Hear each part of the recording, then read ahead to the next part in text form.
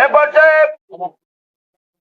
সভার সমাপ্তি ঘোষণা করবেন উল্লাপাড়া পৌর বিএনপির সাবেক সদস্য সচিব ৬ নম্বর ওয়ার্ডের সাবেক কাউন্সিলর জনাব মুকুল হোসেন মুকুল ভাই এবার আমাদেরকে সমাপ্ত বক্তব্যের মাধ্যমে আজকের এই অনুষ্ঠানের সমাপ্তি ঘোষণা করবেন।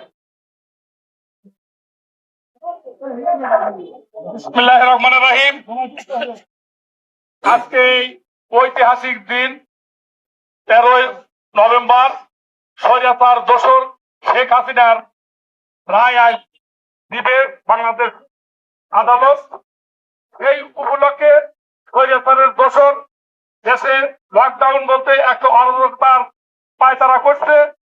এই উপলক্ষে আমরা দেশনেত্রী বেগম খালেদা জিয়া এবং অহংকার তারেক রহমানের নির্দেশ এবং আমাদের জাতীয়তাবাদী দলের প্রার্থী জনাব এম আকবর আলীর নির্দেশনায় আমরা শহর মিছিল সহকারে সংক্ষিপ্ত প্রদর্শন করলাম এবং শহীদ মিনারে আমাদের নেতারা সংক্ষিপ্ত আলোচনা করলেন।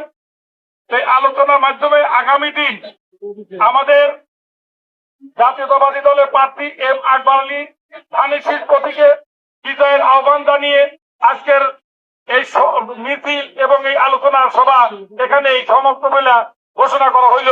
বাংলাদেশ জিন্দাবাদ, জাতীয়তাবাদী দল জিন্দাবাদ, দেশনেত্রী বেগম খালেদা জিয়া জিন্দাবাদ, তারেক রহমানের অহংকার জিন্দাবাদ।